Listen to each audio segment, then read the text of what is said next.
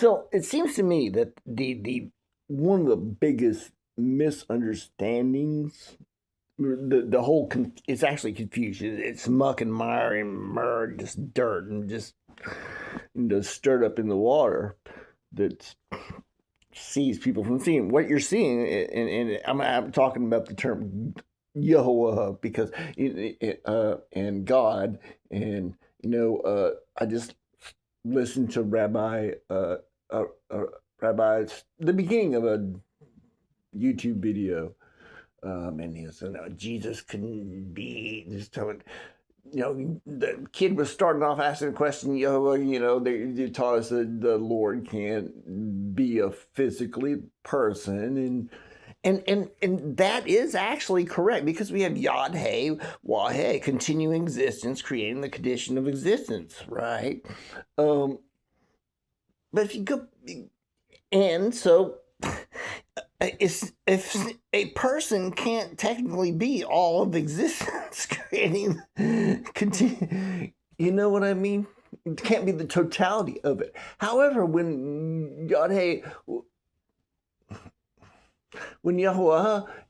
Adam and comes out and gave him the idea of this term Yitzmak, which is the energy, and being able to stop and halt energy. Basically, it's the ability to uh, and emanate energy, project energy, but also uh, and it was told he was over the nations, the governments on the shoulder. The Hayat isn't in the totality of Yad-Hey, Wah-Hey. See, what they're doing is they're playing a magic trick with the term God, and they're using it as a prop. Okay? And the term God, like I'm saying, I'm Elohim. I actually am in the office of Elohim because I can do that. That's what the Torah says, okay? And so these people try to confuse whatever. So the point I'm getting at is that Jesus Christ, if he had the thing of Semyon Uranus, which he did, remember we said, "Hey, you want me to go back up to where I was before? Do you want me to go back into the clouds again?" What you were saying. You want me to bust a cloud for y'all again? That's basically what he said. I don't know the chapter and verse. There's no power in the New Testament address, or there actually is in the original Torah, but in Tanakh. But so what I'm saying is that yes, Jesus was God, as in Elohim, but in Yahweh, he was Yoah Elohim, right? He was the physical representation where Elohim totally came to him. And that was like, he was the equivalent of Moses. When he just stand on the mountain, remember Moses? He was Moses, Elijah, Elisha, all those people had Yitrit, Terem Yitzmek, all of them. And as such, one, you listen to what they say, they are prophets, and two, the Elohim, the governments, Melchizedek, righteous kings, righteous governments, give to him. Abraham doesn't give to. It's not, they're reversing shit. Any idiot can read if they take off their glasses and unbrainwash themselves first. They want to see the truth. No one is deceived unless they want to be. So the kid's asking what obviously, okay, the totality of that isn't a physical body of one person while all this other stuff is going around. That's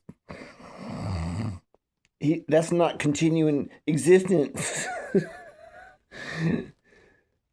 That would mean everybody exists inside my head. And the only way to test that theory is to shoot me and to see if existence disappears for everybody else. But how does that do me any good? That's just silly.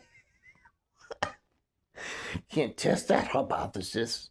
and you're not supposed to test the hideout, anyway.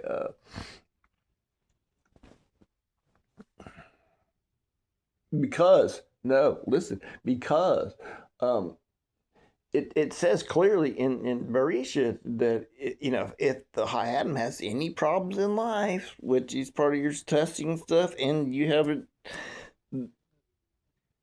then it's 100% your fault. Guilty. And this makes life simple, not just, but that's just the way it is. I mean, if the the first two chapters of Bereithus, and you really don't need much more than that. Like seriously, to get by, and then there's lots of okay, yeah, there's all kinds of great stuff, and it's reiterated everywhere.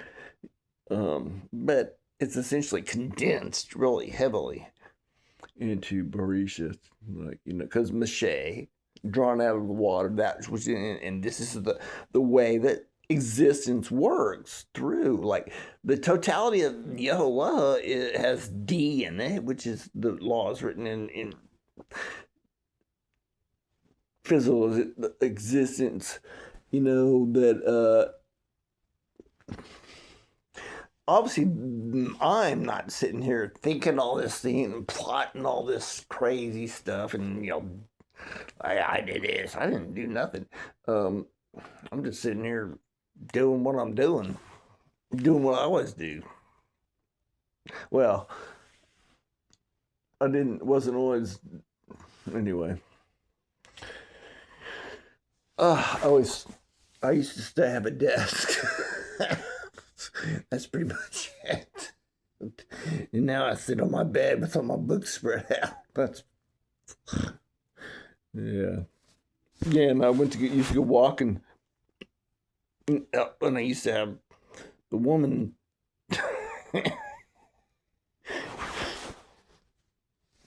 Anyway, okay, so that, I mean, uh, yeah. Anyway, y'all are just talking about it, but I think that's not really talking about the Torah, the Tanakh, or the laws of the Lord, Rabbi. It's not, because that's not what it teaches, and and you have to know. I mean, come on. But there's this whole thing. Come on, man. There either, yeah. Well, I could see how it could get because of in fighting. Yeah. Play. And you got the people trying to take over, and yeah.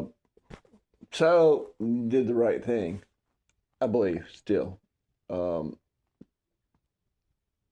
however, as far as me, because the person with the idea of Yitzhak and the return of Jesus Christ, who is not the physical person in the office of Elohim, right? That's not the same as Yod Hey What. That's not the same as Yehovah. No, within the confines of my physical existence is Yehovah Elohim, because he's come to me and given me this idea, and that gives me the authority. It gives me the divine authority to speak for him. We are a God. So anybody else, your credentials do not matter. Your lineage, none of it. It just doesn't matter. It's non-meritorious. I don't know why the Lord did this, but he did it this way.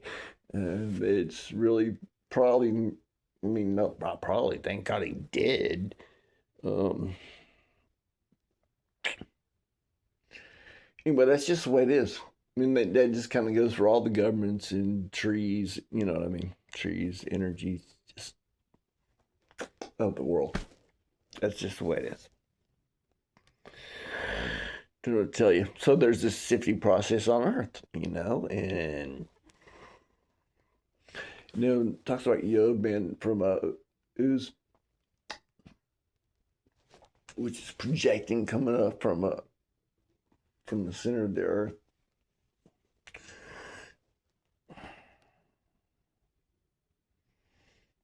continually. There's no yo. Is it?